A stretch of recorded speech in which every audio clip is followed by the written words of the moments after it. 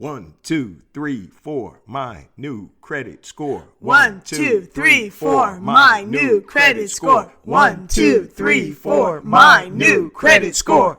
Bad credit can literally cost you thousands of dollars. You'll have higher interest rates, denied approvals, even missed job and housing opportunities.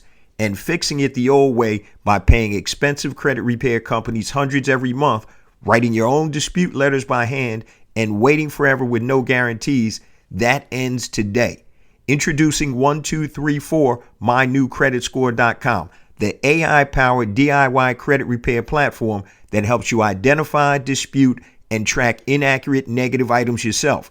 Now, here's how simple it is. Step 1, securely connect your credit profile. Step 2, our AI instantly scans your report for questionable negative items and matches them with legally backed dispute reasons. Step 3, generate customized dispute letters in seconds, then simply print, mail, and track your progress. But here's the game changer. Step 4 lets you share your referral link and earn recurring passive income when others sign up. That means your membership could literally pay for itself. No expensive law firms, no confusing process, no long-term contracts.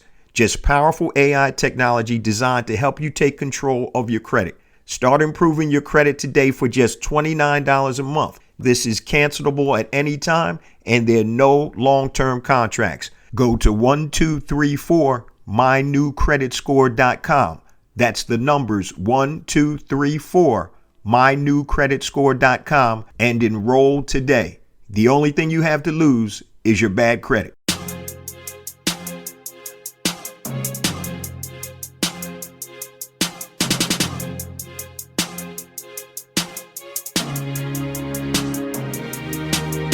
Welcome to Black Entrepreneur Blueprint, the #1 podcast and resource for Black entrepreneurs. I'm your host, Jay Jones, and Black Entrepreneur Blueprint was created specifically to educate and inspire Black entrepreneurs to launch, build, and grow successful, sustainable businesses. Join us as we help build an economic power base in the worldwide Black community by building and supporting Black-owned businesses. If you're currently an entrepreneur or want to be an entrepreneur, you're invited to join us each and every week here at Black Entrepreneur Blueprint. Welcome to the BEB family and get ready to elevate your entrepreneur IQ. Welcome to the Black Entrepreneur Blueprint, episode number 627. I'm your host, Jay Jones, and today we have another outstanding and informative show in store for you. Today, in honor of Juneteenth, we're going to be doing a rebroadcast of one of our most downloaded and impactful episodes from June of 2025, titled Beyond the Date, Juneteenth's Impact on Our Ongoing Quest for Freedom. Beyond the Date, Juneteenth's Impact on Our Ongoing Quest for Freedom. So make sure you lock in. And this is a very impactful episode, social episode, entrepreneur episode. It's really about where we were, what we need to do, and how we're going to get to where we want to be. So lock in and let's get ready for today's show content. Now, today's show is a little bit different, and I'm going to ask you guys to check it out on YouTube. I'm actually filming this live in my office. And today we're going to talk about Juneteenth because we're celebrating Juneteenth today. Today's show topic is Beyond the Date, Understanding Juneteenth's Impact on the Ongoing Quest for Freedom. Beyond the Date, Understanding Juneteenth's Impact on the Ongoing Quest for Freedom. And the reason I asked you to watch it on the YouTube channel is because I have some accompanying slides and also some video that's going along with this. Now, I know most of you usually listen to it via podcast. You can do that if you're not able to jump onto the YouTube channel. But if you are, go to YouTube, type in Black Entrepreneur Blueprint, and it will be the latest video. Now, before we get into today's content, I just want to share a few things with the Black Entrepreneur Blueprint family. First and foremost, I want to welcome all first-time listeners to Black Entrepreneur Blueprint.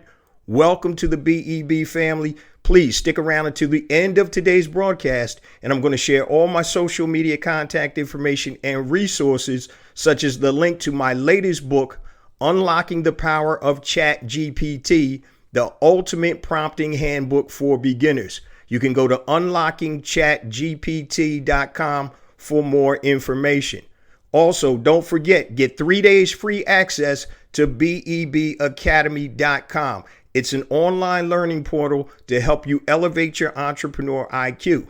Now, all you do is go to the website. You can go to blackentrepreneurblueprint.com. On the first page, you'll see BEB Academy. Hit that button and you'll get 3 days free access to all our online courses, resources, PDFs, and masterclasses designed to help you elevate your entrepreneur IQ. All right, now let's get ready for today's content. Now, today's content is kind of deep. I'm actually presenting this today, June 19th, Juneteenth, at a corporation. It's actually an international corporation that I'm actually going to be doing this presentation for. But it's going to be a little bit different than the one that I'm going to do today. I'm speaking directly to our people. So the message is directly associated with who I'm talking to. Now, at the other company, I'm actually speaking to a Black resource group within a company, but there'll be others that will be there. So let's talk about what we're going to do today. So here's what you guys can expect from today's show. We're always talking about quest for freedom. And Juneteenth was a demarcation point where we got our freedom technically, right? But here's a couple of things we're going to talk about. First, I'm going to discuss the history of Juneteenth. And of course, when you discuss the history of Juneteenth, you have to discuss the history of slavery. And we're going to delve on that briefly. Next, we're going to talk about the landscape. What did it look like for Black folk after the Emancipation Proclamation? Then we're going to go in and talk about the quest for physical freedom. Then we're going to talk about the quest for mental freedom. And lastly, we're going to talk about the quest for economic freedom. And so these are all different types of freedoms that we're trying to achieve. And right now, as we all know, if you're Black and you're listening to this, I don't care if you're in the United States, Canada, worldwide, there is a thing called systemic racism. And we're fighting for freedom every day. And so we're going to be discussing that. I want to start off with a quote by Coretta Scott King. She said, "Struggle is a never-ending process.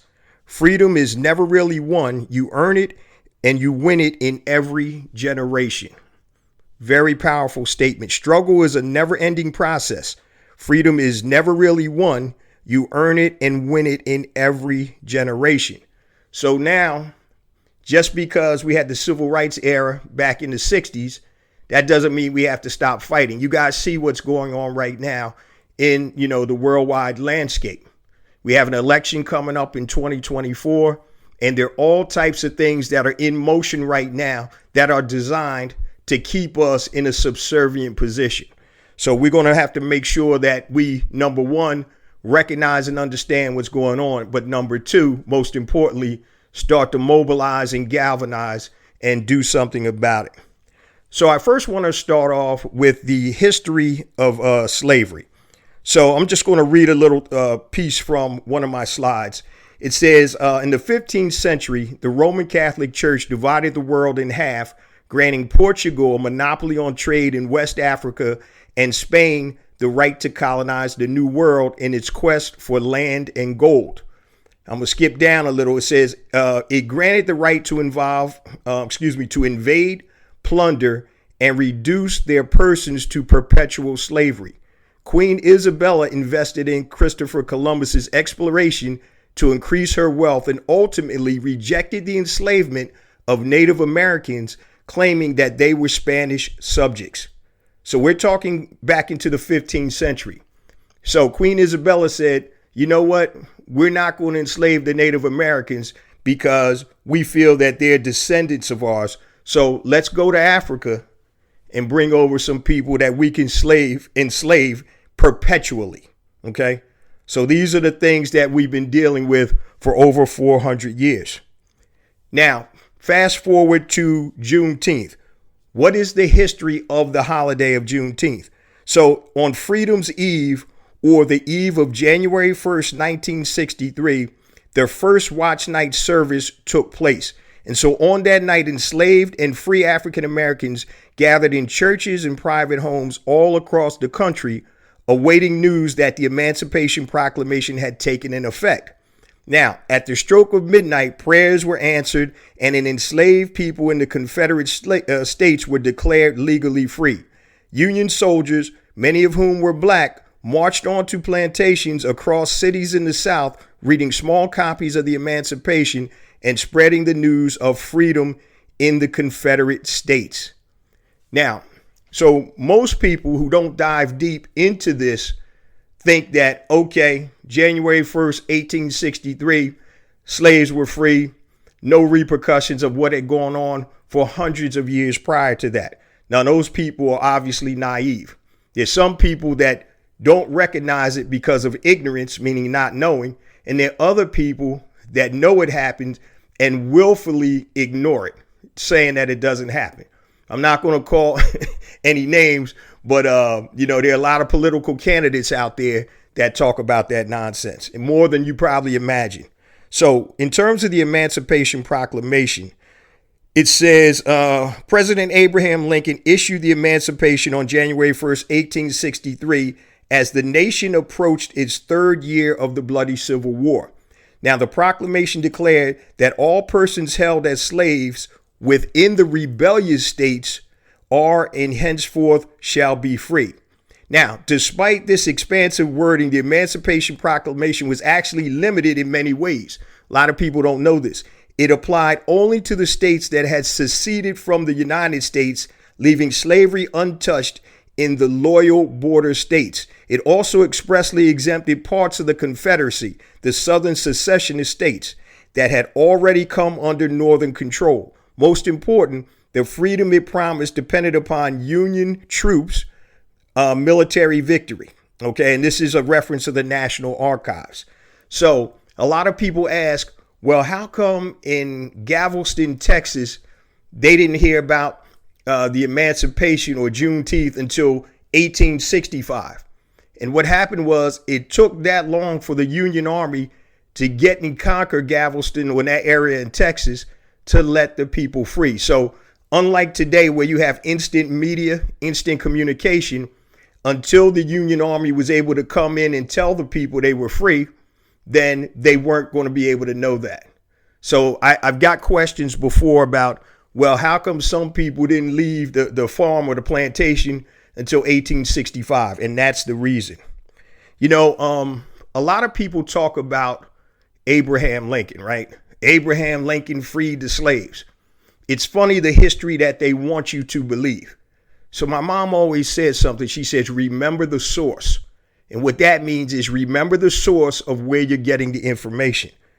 But let's let President Abraham Lincoln tell you his thoughts on equality. Then we're going to talk about his thoughts on the Emancipation. And this is written in the Press and Tribune, which is a newspaper, on October 15th, 1858. Now, this is a response to one of the columnists that wrote an article. And he said, I am not nor ever have been in favor of bringing about in any way the social and political equality of the white and black races. That I am not nor ever have been in favor of making voters or jurors of Negroes, nor of qualifying them to hold office, nor to intermingling with the white people. And I will say in addition to this, that there is a physical difference between the white and black races, which will ever forbid the two races living together on terms of social and political equality. And inasmuch as they cannot so live, while they do remain together, there must be the position of superior. I am, as much as any other man, in favor of having the superior position assigned to the white race. This is from the mouth of Abraham Lincoln on his thoughts for equality. Okay, so let's talk about his thoughts on freeing the slaves. This is not my interpretation. These are the words of Abraham Lincoln. Now, although he had already drafted the Emancipation Proclamation, Lincoln responded with his own open letter to Horace Greeley, who was a columnist, which he published in the National Intelligencer in Washington, D.C. And this is what his thoughts are on freeing the slaves. My paramount objective in this struggle is to save the Union, and it is not either to save or destroy slavery. If I could save the Union without freeing any slave, I would do it. And if I could save it by freeing all the slaves, I would do it. And if I could save it by freeing some and leaving others alone, I would do that also. So what he's saying basically is his objective is to free the is to stop the war. That's what his objective is. His objective is to the Union. So when a lot of people, or it's presented that Lincoln, was a man of honor, a man of justice, that's just not so. Not because J. Jones said it. It's because Abraham Lincoln told you what he felt about equality, what he felt about black folk, and what he felt about the emancipation. So when you hear this nonsense in these classes, of any parents have their kids in the car while they're watching this or listening to this, people will tell you exactly what they mean. All you have to do is take a look at the historical data. Don't take my word for it. Go and look at the historical data. Now, let's move on to the landscape for free blacks. This is after the Emancipation Proclamation. And when I say free, I'm doing air quotes around it. Okay? Because what happened, guys, and you have to understand this from an economic perspective, and we're going to get to economics at a later time. But we moved from an asset to white people to a liability. And let me explain that. So after emancipation, slaves went from being an asset to whites to become a liability, a competitor for jobs and resources. Okay? An asset is anything that has a current or future economic value to a business. So once the slaves became free, they were now able to compete for work in trades such as millwork, carpentry, ironwork, and also everything else that they did while they were in captivity. And so if you've ever been to Charleston, South Carolina, there's a place called the Battery. And the Battery is right on the waterfront. And there is a ton of amazing ironwork done on a lot of these old mansions. And so these are the type skills that we acquired when we were in slavery. So now, as opposed to being property where the slave owner would loan out their slaves to do work and make money off of it, now these skilled craftsmen were able to compete, supposedly. And we'll get to that. And it's always a but or a caveat. So in 1865, now remember, 1863 was the emancipation for most of the slaves. And it took a little longer for some other slaves to understand or find out that they were free. But in 1865, there was a thing that was called the Black Codes. Okay. Now, here's what the Black Codes were. And I'm just going to read from a slide here so it gives you a more detailed information or definition. Even as former enslaved people fought to assert their independence and gain economic autonomy during the earliest years of Reconstruction, white landowners acted to control the labor force through a system similar to the one that had existed during slavery. To that end, in late 1865, Mississippi and South Carolina enacted the first Black Codes. Mississippi's law required black people to have written evidence of employment for the coming year each January. If they left before the end of the contract, they would be forced to forfeit earlier wages and were subject to arrest. Now, in South Carolina, a law prohibited black people from holding any occupation other than a farmer or servant unless they paid an annual tax of $10 to $100. Now, this provision hit free black people already living in Charleston and former slaves and artisans especially hard because, once again, you're just coming out of slavery. Do you have $10 or $100, which is probably equivalent in that situation to $1,000 or $10,000, right? So in both states, black people were given heavy penalties for vagrancy, including forced plantation labor in some cases. So, Black Codes. Reconstruction was coming on. White folk didn't like that, obviously. So let's create a system or some laws or guidelines where we can still control the former assets, which are now liabilities. Now, let's talk about limits on black freedom. Okay. So it says the primary purpose for the black codes was to restrict black people's labor and activity. Some states limited the type of property that black people could own, while virtually all former Confederate states passed strict vagrancy and labor contract laws, as well as so-called anti-enticement measures designed to punish anyone who offered higher wages to a black laborer already under contract. You see that with the unions, and we're going to talk about that a little bit later. Now, also, black people who broke labor contracts were subject to arrest, beating, and forced labor, and apprenticeship laws forced many minors, and you could be an orphan or whatever, they forced minors into unpaid labor for white plantations. Okay, so the black codes pretty much were designed to impact our ability to earn money, to make a living, to be out on our own. It was designed basically to put us back into servitude, not quote unquote slavery per se, but damn near the same thing. Let's talk about the impact of the black codes. So the restrictive nature of the codes and widespread black resistance to their enforcement enraged many in the North who argued that the codes violated the fundamental principles of free labor. Okay. Now, after the push for Reconstruction kind of waned after the 1870s. So after the emancipation, you know, the Reconstruction, you had a lot of black politicians and people in government. But after the early 1870s, undermined by violence of the white supremacist organizations such as the Ku Klux Klan,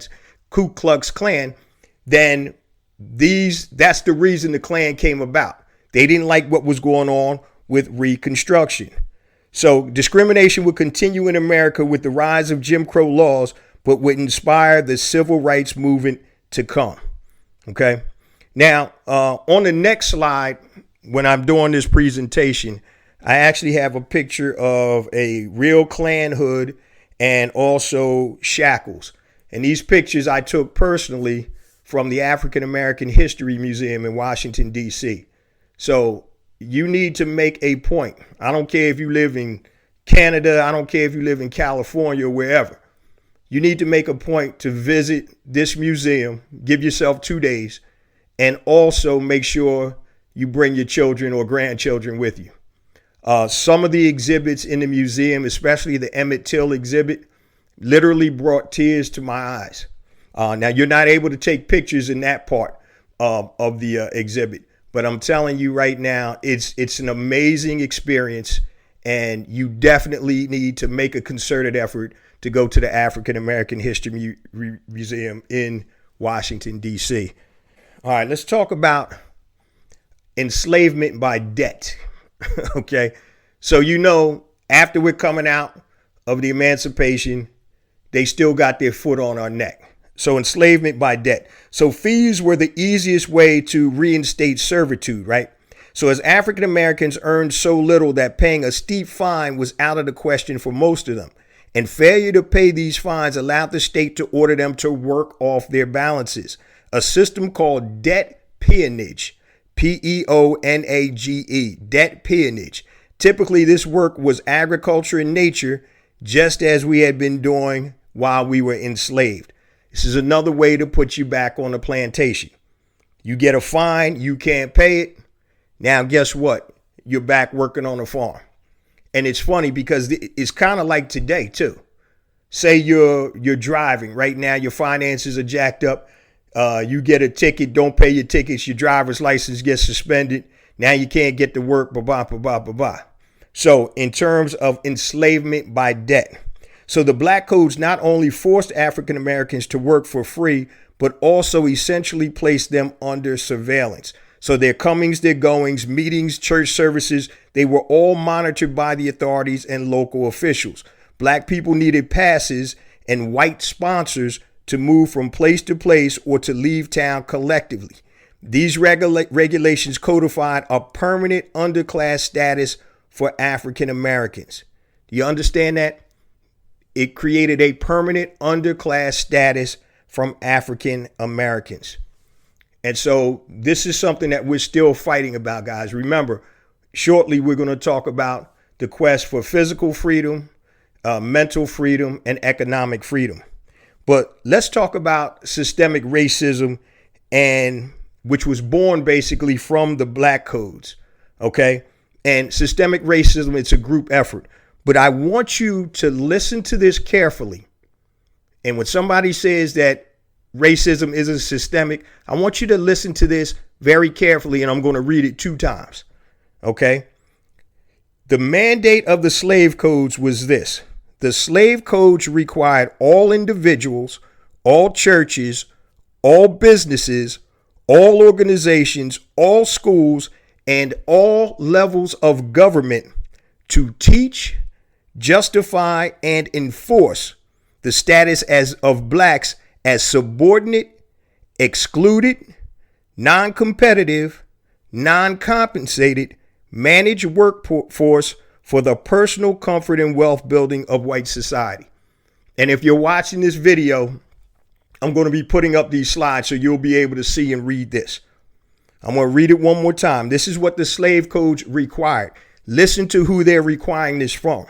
From all individuals, all churches, all businesses, all organizations, all schools that our kids go to, and all levels of government which create policies to teach, justify, and enforce the status of blacks as subordinate, excluded, non-competitive, non-compensated, managed workforce for what? For the personal comfort and wealth building of white society. So when you say people are on code, white folk are on code, that's what it really means. They're on code. This was mandated by the slave codes. Now, you're talking about institutions of government, institutions of schools, which teach our children, churches. What do they say the most segregated time in America is 11 a.m. on Sunday morning? Businesses, you wonder why you can't break through the glass ceiling. Individuals, not all individuals, obviously, are racist, but this was mandated. This was the slave codes. And this was our landscape, guys, after we got out of slavery. So just think about it. We were enslaved for hundreds of years. We technically, quote unquote, get out. And now they're mandating with these black codes, slave codes, black codes, same thing, what their game plan is. So when you see these Karens on Instagram, YouTube, or whatever, they're on code. When you see these politicians talking a certain way, they're on code. Ron DeSantis, Trump, all of these politicians, they're code. They're following the code. It's been ingrained in this system since the beginning of time. All right. Now let's move on to our quest for physical freedom since the abolishment of slavery. There's always been, if you're black, you know it's a constant struggle to live free, right?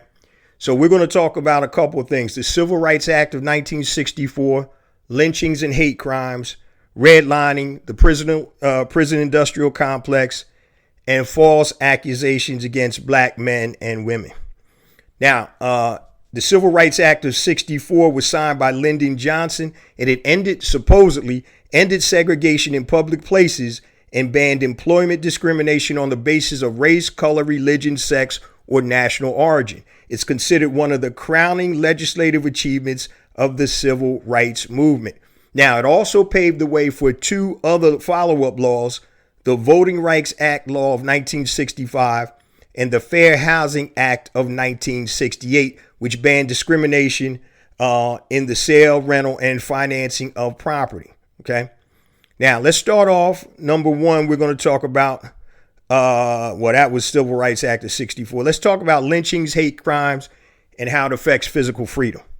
Now, obviously, if hate crimes, you're physically assaulted, obviously lynching, you're killing people, maiming people, that affects our quest for physical freedom. So just listen to this, guys.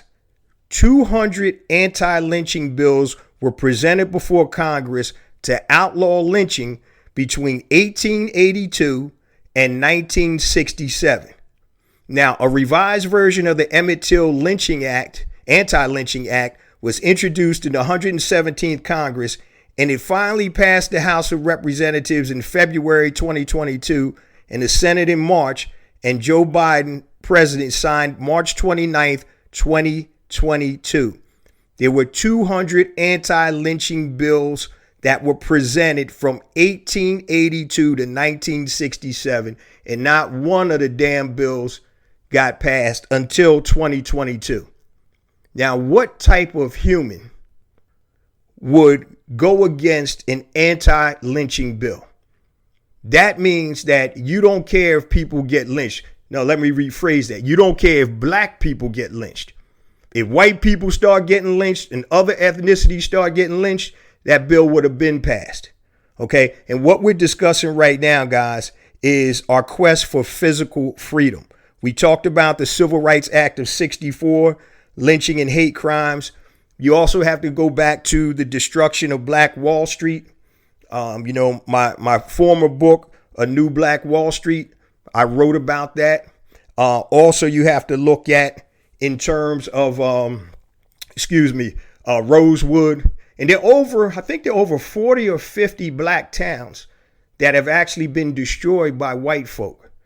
And one of the things that you have to understand is a lot of that stuff, you don't hear or read about it in history. As a matter of fact, in Tulsa, since I did detailed research on this, because obviously I wrote a book on it, it was actually declared by the governor, I believe the governor of Oklahoma, that they weren't even going to talk about this anymore, and it wasn't to be put in any of the academic books. So just like we're talking right now about critical race theory, which is history, they want to whitewash the history and take away all of the things that they've done. But history is a combination of the good and the bad. And that's why I'm super excited to do today's show. It's a little bit different than the normal show, but these are things that are impactful and important because we're still on that quest for freedom. Okay. So the destruction of Black Wall Street, and we're talking about our physical quest for freedom, redlining and physical freedom. So redlining can be defined as a discriminatory practice that consists of a systematic denial of services such as mortgages, insurance loans, and other financial services to residents of certain areas based on their race and ethnicity. So if you're watching this on YouTube, I have a picture of the book called The Color of Law by Richard Rothstein. And what this talks about, I'll just read it, synopsis, incontrovertibly makes clear that it was planned segregation, the laws and policy decisions passed by local, state, and federal governments that actually promoted the discriminatory patterns that continue today. Check it out, The Color of Law by Richard Rothstein. Now, if you go to today's show notes, just go to blackentrepreneurblueprint.com and you'll hit episode number 470. It'll be on the first page of the latest episodes. I'm going to have a link to all of the books and resources that I talk about today. So redlining was another physical impediment for us to being physically free. Next thing I want to talk about is the prison industrial complex. And you saw the beginnings of that right after the emancipation, right? So you saw what happened when they put the black codes in to make people still be under the thumb of the white folk. And that's what's happening today. It's just changed. So now you don't have to worry about walking around with papers or anything like that. Now you have to worry about policies, legal policies and things that are put in place by these politicians. And a side note, anybody who doesn't think they want to vote, I'm going to tell you right now, that's one of the worst mistakes you're ever going to make. Oh, we're going to show our disdain for the system by not voting. That's exactly what they want you to do. You're cutting off your nose to spite your face. Politicians make policies. All right. Presidents, they seek judges.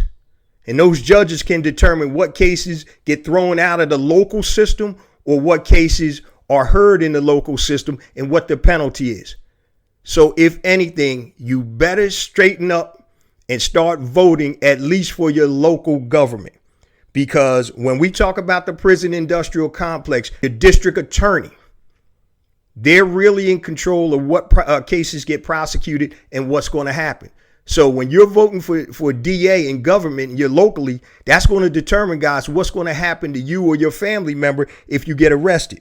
And you know, the prison industrial complex basically is a profit-driven relationship between the government, the private companies that build, manage, and supply and service prisons, and related groups. Okay, so it's regarded as the cause of increased incarceration rates, especially for people of color. This impedes our physical quest for freedom when we're locked up. The same thing that happened after the Emancipation Proclamation with our slave codes is what's happening today. It just has another name. And I'm sure you guys have heard of the book, The New Jim Crow by Michelle Alexander. If you have not read it, you're doing yourself a disservice. It is an amazing, amazing book. Let me just give you a couple of key things. I mentioned earlier The Color of Justice, the radical racial and ethnic disparity in state prisons by Ashley Nellis. Here's some facts.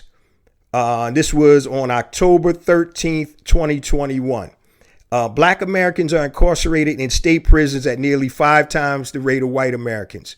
Nationally, 1 in 81 black adults in the U.S. is serving time in state prison. Now, Wisconsin leads the nation in black imprisonment rates. 1 in every 36 Wisconsinites is in prison, or black Wisconsinites is in prison. In 12 states, more than half the prison population is black. Alabama, Delaware, Georgia, Illinois, Maryland, Michigan, Mississippi, New Jersey, North Carolina, South Carolina, and Virginia. 7 states maintain a black-white disparity larger than 9-1. California, Connecticut, Iowa, Maine, Minnesota, New Jersey, and Wisconsin. Latinx individuals are incarcerated in state prisons at a rate that is 1.3 times the incarceration rate of whites. So ethnic disparities are highest in Massachusetts, which report an ethnic differential of 4-1. So these are some statistics in terms of the prison industrial complex. Now, let me just clarify something right here. This next slide that I'm talking about, the truth about black on black crime. You know, that's the buzzword. To dehumanize us, they make us appear as animals. We don't care. We're out here killing and shooting ourselves. Why should we care about them if they don't care about themselves? But here's the truth. According to the Criminal Justice Report, the latest one is 2018 by the FBI, black on black versus white on white. All right. In 2018, the Federal Bureau of Investigation reported that 81% of white victims were killed by white offenders, and 89% of black victims were killed by black offenders. 81 versus 89. And that's not crime. This is murder. Okay. Once again, we've been telling you for years, murder is based on proximity. But when you turn on the TV and you watch the news, I forgot what comedian talked about it. Something happens in one of our neighborhoods. They got the craziest looking nut on there with curlers in their hair with no teeth talking about I seen it. Right. And that gives the narrative once again about black on black crime. And that narrative is what they want to push so they can continue to fill up the prison industrial complex. And they're filling up with people that look like you and me. OK, so these are FBI statistics. Get it straight. Not for crime, but for murder. Murder. 81 for white percent, 89% for blacks. Make sure you guys check out the video on YouTube. All right, now let's talk about our restriction of freedom or our quest for physical freedom. False accusations against black men, right? And we've seen this this is the oldest game, oldest play they got in history, right? It's happened all throughout the ages. Some of the most notable ones. I talked about the Tulsa Massacre, Black Wall Street, Sarah Page and Dickie Rowland. And I'm going to tell you this real quick. Dickie Rowland was a young black teenager, went to a store in Tulsa, Oklahoma, a department store, Back in those days, the elevators had elevator operators. So what happened, according to him, was he went into the elevator, he tripped, and in order to stop himself from falling, he reached out, but he touched her arm. So once the elevator got upstairs to the next floor, she started screaming. Dickie Rowland hightailed it out of there and ran home. Now, of course, she told everybody, and then a mob of law enforcement and white men got their guns, came down into Tulsa in Greenwood, the Greenwood section, which was a 36 square block area in Tulsa, Oklahoma, and they grabbed Dickie Rowland up.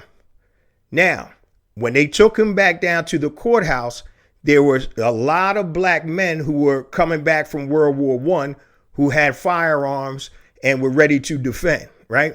So what they did was they grabbed a group and they went down to the courthouse to make sure Dickie Rowland didn't get lynched, which was normal back in those days. And so as they went down there, a shot rang out. They don't know who exactly shot first, but it was a major scuffle. Black folks went home. The white folks, they had sent a mob. They were deputizing boys, teenage white 8, 9, 10, 12-year-old kids to grab arms. We're going to go down there and show these black folk what's going on. They went down and proceeded to burn down, loot, kill. They even dropped incendiary devices from airplanes on top of buildings. Okay, they were bombing us. It was the largest mass murder in the United States you never heard about. So now, in addition to Sarah Page saying that she was attacked, it was all that the white folks needed to go and take down this prosperous area in Greenwood. Okay. And I'm not going to tell you about everything they have. You can read my book or you can go and do some research, but it was very prosperous. Another incident, to add insult to injury, when all of the businesses and the homes, after they were burned down and destroyed and hundreds of people were killed, they tried to get insurance to cover the loss of their homes and businesses. To add insult to injury, the insurance company said, oh no, this was an act of violence that you black folks started, the riot. So we're not going to pay you. So now they had to rebuild from zero. And you're telling me there's no such thing as systemic racism? Now, I know insurance companies' jobs is to find a way not to pay. That's what they do. We recognize and understand that. But in this case, you know good and damn well that it wasn't the black folks' fault for the white folks coming down there acting a fool. So in terms of false accusations against black men, we got Karens all over the place. We got the Karen, Central Park Karen. We also, she was in the news recently, Carolyn Bryant Dunham, the one that falsely accused Emmett Till of, making lewd remarks. She said it was a lie. Yeah, the aftermath is a young 14-year-old brother got murdered, and there were a lot of people that were hurt. It was a spark for the civil rights movement, but I'm telling you right now, in terms of our physical quest for physical freedom, this is very serious out there right now. As a black man, black woman, or black person, driving while black, walking while black, whatever, it's definitely an issue that we have to be on point all the time. So let's move on now. We talked about our quest for physical freedom. Let's talk about our quest for mental freedom. A lot of times we don't talk about this. And what are the effects of racism on black folks? Now, one of the books that I'm going to recommend you guys get is called Post-Traumatic Slave Syndrome by Dr. Joy DeGruy. Okay. And what it's saying is it's a condition that exists as a consequence of multi-generational oppression of Africans and their descendants, resulting from centuries of chattel slavery, a form of slavery that was predicated on the belief that African Americans were inherently genetically inferior to whites. So she talks about in her book that if you don't address, or your parents or grandparents didn't address this trauma, just like say PTSD from a war vet, if they didn't address that trauma, it's actually passed down to you generationally. And she goes into great detail, and I can't even do what she talks about justice, but you can find her her videos on YouTube, and you spell her last name Degruy, Joy DeGruy, Degruy. And the book is called Post-Traumatic Slave Syndrome, and it is generational. Okay. She also talks about, or we're going to talk about the stress of being black, right? So it says the unique psychosocial and contextual factors, specifically the common and pervasive exposure to racism and discrimination, create additional daily stressors for African Americans. Okay, due to a wide array of factors such as stereotypes, stereotype threats, and the invisibility syndrome. So, do you feel that you're mentally free right now from the effects of racism? I doubt it, right? And there's many experiences. I'm going to tell you about one experience real quick. Just a simple experience I had that I was telling a couple of white folks about at this party, and they had no idea. One night, it was one evening, my wife and I were out to dinner, and this restaurant actually had a banquet facility downstairs. Now, they didn't have any banquets going on, and their bathrooms were downstairs. So I told my wife, hey, babe, I'm about to shoot downstairs to the bathroom. So I walk around the corner, I go downstairs. About 30 feet in front of me was an older white lady in her late 60s. Now, downstairs, the bathrooms are way in the back. So there's a big wide hallway, and literally she and I were the only two people there. So the first thing that came to mind for me was, okay, I have to be cognizant. I don't want her to think that I am a threat, that I might mug her or attack her. So I said, let me slow my pace down so I don't pass her, so she doesn't think I'm trying to physically harm her. Because what would happen if an old white lady starts hollering and screaming? Even if I didn't do anything, I probably would have got at the least roughed up, maybe even arrested, and at the worst case scenario killed. And when I told this to a group of white folks, they were like, what? It's like, yeah, this is stuff that you don't have to worry about. So the mental stress of being black takes years off your life. And I'm not just saying that to be funny, but it's real talk. So the stress of being black, driving while black. How many of you, especially brothers, have gotten pulled over driving while black for no reason? I've had Philly cops pull me over, Jersey cops. I've had cops pull me over and tell me that I'm going to write up a false report because I stopped you for no reason. And they were going to make something. One cop said, yeah, who you think the judge is going to believe? I'm going to tell him you were speeding. I literally pulled out a parking space, hit the block, turned the corner of my block, and a cop pulled up behind me and wanted to search my car for no reason whatsoever. So the stress, guys, of being black. And we're talking about right now the quest for mental freedom. All right. So let's talk about stats on black mental stress. All right. According to the U.S. Department of Health and Human Services, Office of Minority Health, adult blacks are 20% more likely to report serious psychological distress more than white adults. Next, adult blacks living below poverty are 2 to 3 times more likely to report serious psychological distress than those living above poverty. Adult blacks are more likely to have feelings of sadness, hopelessness, and worthlessness than adult whites. So we know it's a stress to being black. Let me move on now to economic freedom. Now, the quest for economic freedom. So today we're going to talk about the status of what slavery was, the landscape of blacks after slavery, what we had to deal with, the quest for physical freedom. We talked about the quest for mental freedom. Now we're going to talk about the quest for economic freedom. I have a T-shirt, one of my favorite T-shirts that I created called "There's No Revolution Without Economics." So black economic power, that's what Black Entrepreneur Blueprint is all about. Building and supporting black-owned businesses and being able to create an economic power base in the worldwide black community by doing so. So that is the importance of black economics. Now, you got to remember, economics controls politics, media, education, healthcare, and amongst other things. So if your money ain't right, it's going to be tough to get our situation where we need it to be. I'm going to talk real quickly about, and we're almost done, guys, about the racial wealth gap. And that refers to the disparity in assets of typical households across race and ethnicity. So let's look at some examples.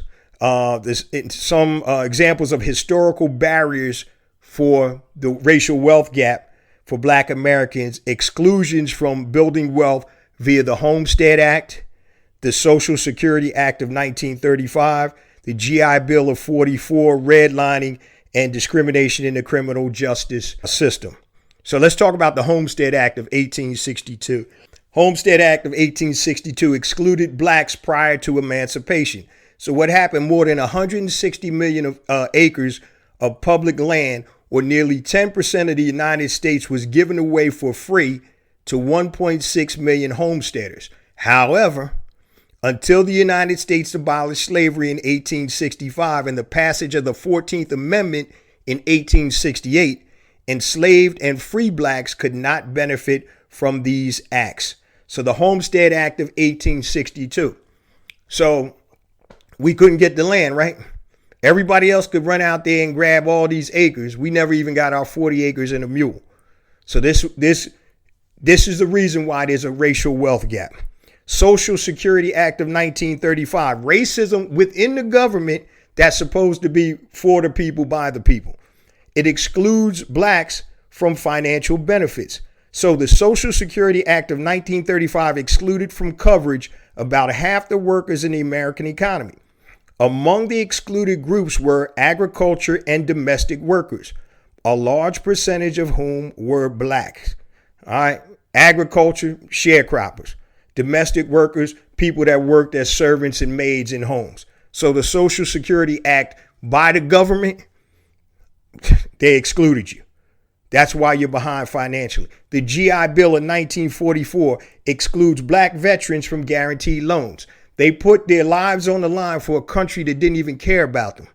And what happened is, so the GI Bill lifted a generation into middle class, but excluded black vets who served their country at war and came home to segregation.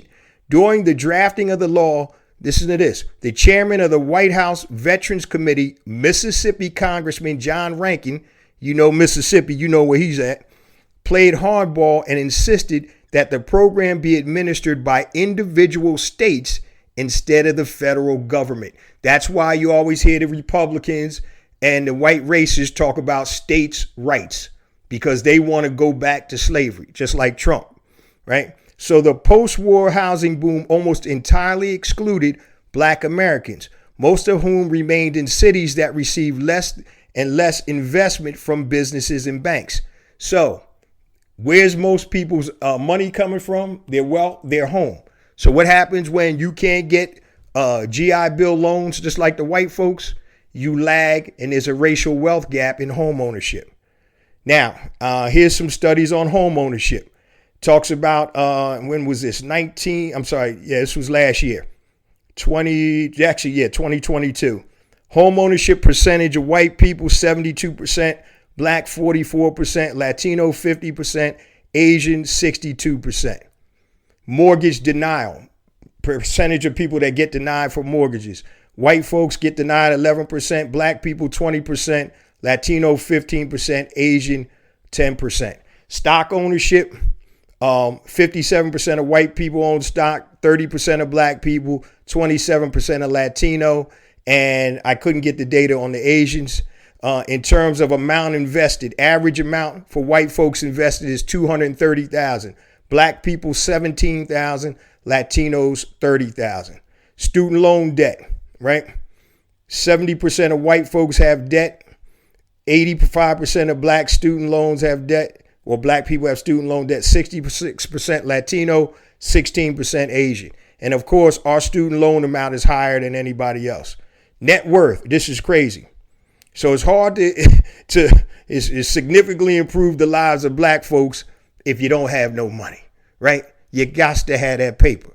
So the net worth in dollars, white folks are $875,000, black 126, Latino 166,000, Asian 6,000. Now, listen to this. Percentages of households with a negative net worth. negative, meaning below zero. 15% of white, 40% of black households have a negative net worth, and 30% of Latinos have a negative net worth, household net worth. That's crazy. 40%. Yo, we got to do something. And it's all based on us, guys. We got to work together, spend with our own companies, build our own businesses, and we can start digging out. Black consumer spending by 2024, we're going to be at 1.8 trillion in terms of the money that comes through black hands. Black consumer buying power is projected to be 1.8 trillion by 2024. Black households annually spend an average of $36,000, which is 79% of their pre-tax income. In 2019, black households spent $835 billion on consumer goods. That's y'all out here spending money for these designers that don't give a damn about you. Saving up money so you can buy Gucci, Louis Vuitton, Louboutins, all of this nonsense, and your electric bill is about to get shut down. That's that dumb stuff. Don't even get me started on that. Where the black designers that you can support? Is their product better than ours? No. All right, so don't get me started. 11% of black females and 13% males prefer to buy luxury or designer brand clothes. Once again, you making their last name rich. They don't give a damn about you, but you going to go your last. I seen some nut buying a $10,000 pair of shorts walking around the store. You saw Jim Jones and Gucci getting mad because they wasn't giving him the service. Obviously, they don't want your business, but you crying to give this man your money or give this store your money. You're crying over that. That don't make a damn bit of sense. Anyway, like I said, don't get me started. Now, last thing I want to talk about real quick about quest for economic freedom is the circulation of the dollar. I say this and talk about it all the time on the show. So white dollar circulates 17 days. Black dollar, 6 hours. Latino dollar, 48 hours. Asian dollar, 28 days. Jewish dollar, 19 days. 6 hours. 6 hours, fam. That's what we do. We get it, and it's burning a hole in our pocket. And we don't even have the consciousness to say, let me see if I can find a black business I can support. Soon as we get it, I'm going out here buying this, that, and the other thing. And it's going to take a conscious effort for us to close that racial wealth gap. Less than 2 cents of every dollar that you spend goes to a black-owned business. Those are the statistics. 2 cents out of 100 cents. Less than, actually. It's not even quite 2 cents. That's because we're not being conscious. Oh, the new J's came out. I got to get that. Oh, I got to get this Gucci purse. I got to get these red bottoms. Man, you buy that when you're fiscally straight, right? Not when you struggling and your car's about to get repoed or you can't pay your light bill. That's the dumb stuff or ignorant stuff that a lot of us fall the trap into because we see this stuff on media and TV, on the gram, all of this stuff. People over here acting like they got something when they really don't. You should be more concerned about what you really have than what you're projecting. You know, when I almost lost it all the second time, I told my wife, do you want to fake it and pretend we look good, or are we going to deal with the situation as is? We got to rebuild from scratch. We got to rise from the ashes like the phoenix.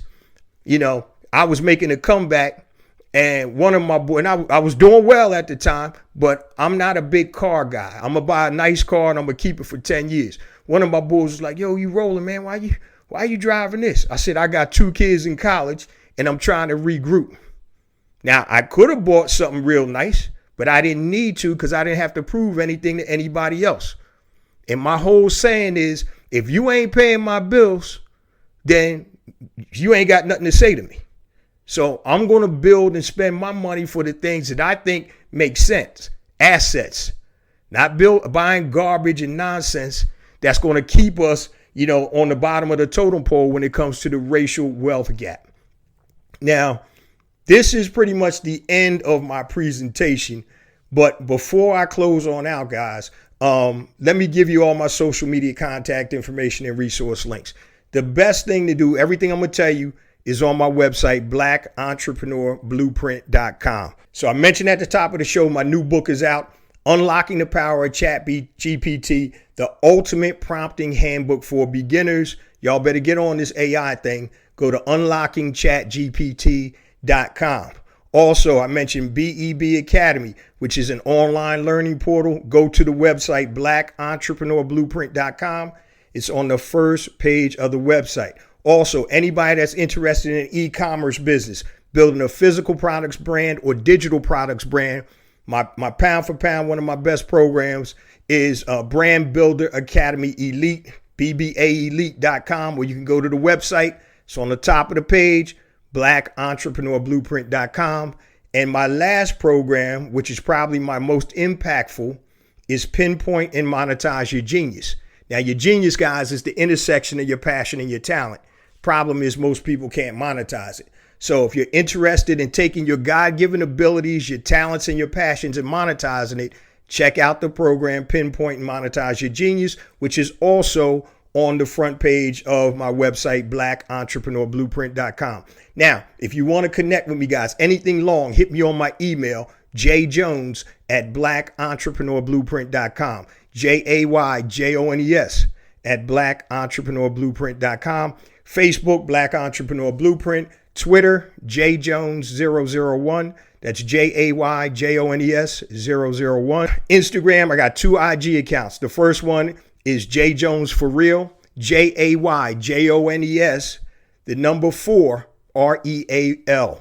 J Jones for Real. The second one is Black Entrepreneur Blueprint. Connect with me also, guys, on LinkedIn. Just type in J Jones Black Entrepreneur Blueprint. Connect with me there. And don't forget YouTube. We have additional content on YouTube that we don't have on the actual podcast. So if you're watching this, subscribe. If you're watching it on YouTube, if you're not, make sure you go to YouTube, type in Black Entrepreneur Blueprint and hit the subscribe button. And that way, anytime a new episode or anything comes out on YouTube, you'll be alerted. Now, for the first time listeners, BEB or Black Entrepreneur Blueprint comes out every Monday morning, 5 a.m. Eastern Standard Time on all your major podcast platforms and YouTube. So wherever you're watching this, make sure you subscribe so you can get this new heat every Monday morning. We've been rocking for damn near 10 years now. We're on episode 470. And like I said, this is something that's passionate. It's something that's needed. And the whole mission, guys, is to build up our economy or build up our community by building and supporting Black-owned businesses. Now, let me get back to the show real quick. I just wanted to say, I always make a point, especially now, I want to do impactful things. I want to do things that are going to help our community, help elevate our entrepreneur IQ, because that's my space, is entrepreneurship and economics. When you come here, you're not talking about gamesmanship. You're not talking about all this nonsense. We're getting straight to the point, right? And what I speak about are things that I've done, not things that I think about or theories. So I want to talk to you from a level of expertise. And the people that I bring on the show, those people have an expertise in certain things. So I joke around and say, I'm not a guru, I'm a duru, because everything I talk about, I have done or am doing. So one of the things that I want you guys to understand, the whole platform is designed not for me, it's designed for us. So anybody that I bring on the platform, any episode that I create, I try to give you actionable steps to take you from point A to B. And today's show is a little bit different. We're celebrating Juneteenth, but we're talking about beyond the date, understanding Juneteenth's impact on the ongoing quest for freedom. So we're still in this struggle. We're still fighting, guys, for physical freedom, mental freedom, and economic freedom. And the only way we're going to get out of it is by pulling together, galvanizing, and working consistently together, not focusing and fighting.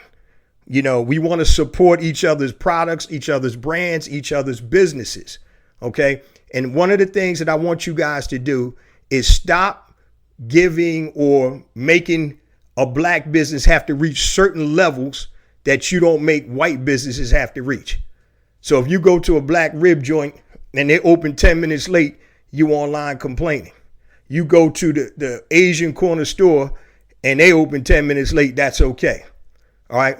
Stop putting different levels of accountability on black businesses that you don't put on other businesses. Okay. And I'm going to close with this. Struggle is a never ending process. Freedom is never really won. You earn it and win it in every generation. So it doesn't matter what our fathers, mothers, grandfathers, grandmothers, all our ancestors did back then. It's a daily struggle today. And the way that we have to continue to move forward, guys, is by galvanizing. Remember, it's not about me. It's not about you. It's about us. It's about building an economic power base in the worldwide black community by building and supporting black-owned businesses. Love you guys. See you same time next week. Peace.